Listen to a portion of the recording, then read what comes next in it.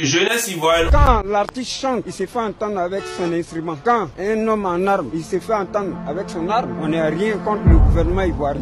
Le président Alassane Ouattara, on peut dire que nous-mêmes, on a fait beaucoup d'efforts à ce que le président Alassane Ouattara vienne au pouvoir parce qu'on l'aime. Notre problème aujourd'hui, là, que le gouvernement fait face à notre problème, quelle que soit la modalité de paiement qui s'arrange pour voir les enfants, pour que ce problème-là finisse. Ça ne nous plaît pas de créer des désordres. On va ensemble écouter cette vidéo. Je vous prie d'écouter attentivement, de partager dans tous les groupes. Je suis sûr que vous allez apprendre beaucoup de choses et qu'à la fin de cette vidéo, vous n'allez absolument pas regretter d'avoir pris le temps d'écouter cette vidéo jusqu'à la fin. On écoute s'il vous plaît. On écoute, on partage, on identifie toute la jeunesse ivoirienne dans les commentaires. Si tu connais quelqu'un qui est jeune dans cette période électorale, identifie-le en commentaire. Je vous assure que vous allez comprendre beaucoup de choses. On écoute s'il vous plaît. Je vous regarde droit dans les yeux, jeunes de Côte d'Ivoire. L'heure est venue de ne plus mourir comme l'a dit Daouda pour des politiciens, encore moins pour des politiciens véreux. Aucun des hommes politiques n'envoie ses enfants devant une scène quand il y a marche. Vous ne verrez pas les enfants de Laurent Gbagbo, vous ne verrez pas les enfants de Alassane Ouattara, vous ne verrez pas les enfants de Tidiane Thiam et consorts. Pour ceux qui sont... Si les hommes politiques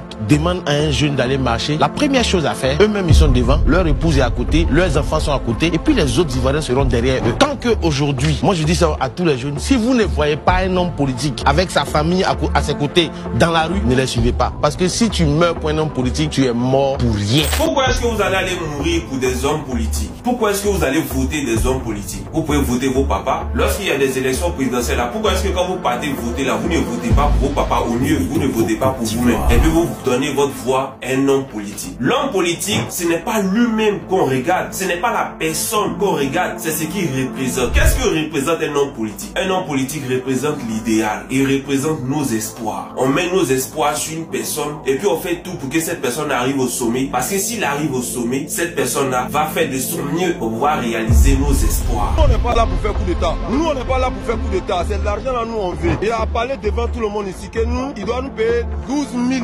millions de francs CFA. Ces 12 millions là, il a donné 5 millions. On a fait guerre. On a fait guerre. Il a reconnu. Tout le monde a reconnu aussi qu'on a fait guerre. Nous, on est à Boaké ici. On a nos chantiers. Non, on a fait nos guerres. Est-ce que sinon on n'est pas fait guerre là, on va se lever derrière lui? Pourquoi? Nous, c'est 8400. S'il y a autre force ailleurs qui réclame quelque chose, nous, on n'a rien à voir dedans. On a perdu des frères. On a perdu des frères. On a perdu des sœurs dans ce combat-là. Les femmes sont là, les enfants sont là et nous regardent. On est militaires. Les chefs de guerre qui sont derrière lui là, c'est eux qui nous ont formés. Voilà pourquoi on met tout ce qu'on peut, tout ce qu'on peut faire et même parfois nos vies pour que cet homme politique là puisse arriver au sommet de sorte à pouvoir faire vivre nos espoirs. Si vous n'allez pas mourir pour un homme politique, pourquoi est-ce que vous ne votez pas vos papas? Pourquoi vous ne votez pas pour vous-même? Pourquoi vous-même vous ne devenez pas candidat aux élections présidentielles? Et c'est la bêtise de ces journalistes bêtes, bornés, fendus que ces gens-là sont en train de répandre. Pourquoi? Parce qu'ils ont peur que vous vous levez. Ils savent que si vous vous levez là, il y aura un grand changement. Ils savent que si vous vous levez là, leur patron qui leur donne l'argent ne seront plus à la tête de ce pays là. Et eux, ils vont redevenir des crèves la faim. Et ils ont peur que le changement vienne en Côte d'Ivoire. Voilà pourquoi ils tiennent ce genre de discours. Nous tous, on a vu le fils de Gbagbo en 2010. Personne ne dira qu'il n'a pas vu le fils de Gbagbo à l'hôtel du Golfe. Personne ne dira ça. Personne ne dira que le président Laurent Gbagbo n'a jamais organisé des marches où lui-même il était devant et que sa femme était dedans. Personne ne dira ça. Contrairement à certains hommes politiques. Pourquoi est-ce qu'on a une armée? Pourquoi est-ce qu'on a une armée? Les militaires aussi, ils ont envie de défendre leur famille. Pourquoi un militaire va aller mourir pour vous aussi? Pourquoi les policiers vont se donner tout ce mal? Pourquoi les gendarmes vont se donner tout ce mal? Chacun n'a qu'un gendarme de sa maison, chacun n'a qu'un policier de sa maison, chacun n'a qu'un militaire de chez lui. Parce qu'en réalité, ce ne sont pas les militaires qui déclenchent les guerres, ce sont les hommes politiques qui déclenchent les guerres. Mais je vous dis, jeunes Ivoiriens, pourquoi vous mourrez? Pourquoi vous allez mourir? Vous allez mourir à cause de 100 francs à l'hôpital. Vous allez mourir dans la Méditerranée, dans le désert, parce que vous n'avez plus d'espoir au pays. Voilà pourquoi vous allez mourir. L'homme politique là, il n'a plus rien à perdre. En tout cas, pour le président Laurent Gbagbo, il n'a plus rien à perdre. S'il est malade, il peut venir à l'étranger ici pour venir se soigner contrairement à vous autres. S'il a faim, avec tout l'argent qu'il a eu durant ses différents mandats, il peut se permettre certaines choses, certains loisirs, certaines jouissances de la vie. C'est que vous ne pouvez pas. Quand vous tombez sur les balles de l'armée, de la police, de la gendarmerie et autres, ils viennent même pas vous rendre visite. Ils savent même pas si vous existez. Il faut mettre un terme à ça. Mais j'ai l'impression qu'en Côte d'Ivoire, voici des journalistes qui se mettent à la télé pour dire si vous sortez, vous allez mourir. Mais que dit la Constitution? Est-ce que la Constitution ivoirienne dit que si un jeune Ivoirien sort dans la rue, il va trouver la mort? Est-ce que la Constitution ivoirienne dit qu'un policier ou un gendarme ou un militaire a le droit de tirer sur un Ivoirien parce qu'il est sorti manifester? C'est-à-dire que nous sommes dans un pays où des gens tuent des gens juste parce qu'ils sont sortis pour manifester leurs droits. On les tue et jamais ceux qui ont tué ne sont conduits devant les tribunaux, ne sont jugés jamais. Et ces gens-là viennent dire que eux ils sont journalistes. Daouda Coulibaly va venir dire que lui aussi il est journaliste. C'est-à-dire que toi tu es journaliste, tu es conscient que des policiers et des gendarmes tuent des gens parce que les gens sortent pour manifester leurs droits. Ce n'est pas pour un homme politique. C'est-à-dire que eux ils vous parlent de l'homme politique, c'est-à-dire que la personne, ça vous parler de ce qu'il incarne. Sinon le président de la République, quel travail il fait? Et puis lui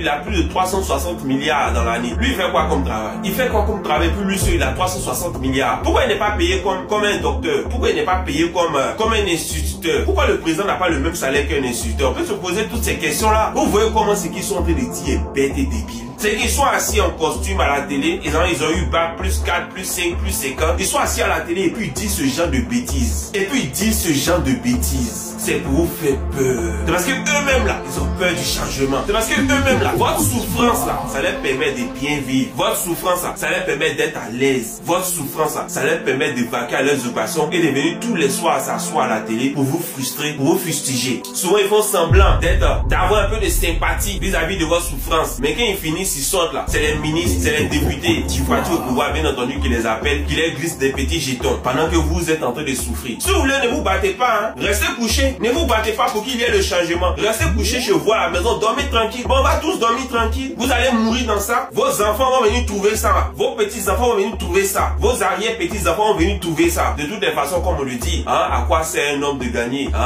le monde s'il doit perdre son âme? Donc, on se bat pas, on va mourir dans la paix du Seigneur. On va tous aller au paradis, hein, puisque tout ce qu'il y a sur la terre, c'est vanité des vanités. Donc, pourquoi se battre pour la Côte d'Ivoire? Pourquoi se battre pour un meilleur avenir? Pourquoi se battre pour un meilleur lendemain? Mourons dans la paix du Seigneur, allons au paradis, et nos petits-enfants et nos arrière-petits-enfants vont venir trouver les mêmes situations. Parce que tant que nous, on n'a pas débloqué là, nos petits-enfants et nos arrière-petits-enfants vont venir vivre ça. Donc, on peut toujours se coucher, hein, et puis on va regarder, et puis Dieu va quitter au ciel pour venir nous délivrer. Vous avez compris? Restons couchés à la maison, hein, et puis Dieu va quitter au ciel pour venir nous délivrer. Si vous ne savez pas qu'actuellement, le président Laurent Gbagbo représente un espoir pour basculer, pour passer à une autre ère, pour passer à un changement, et qu'il nous donne une lucane pour se mettre avec lui, pour lui donner de la force, de sorte à ce qu'on puisse arriver, et que vous dites, si vous sortez, c'est pas un homme politique, vous allez aller mourir, il n'y a pas de problème, restez chez vous à la maison. Le président Laurent Gbagbo, si Dieu lui donne longue vie, peut-être que dans 10 ans, il est déjà parti. Mais vous, dans 10 ans, vous êtes là, et vous allez encore subir.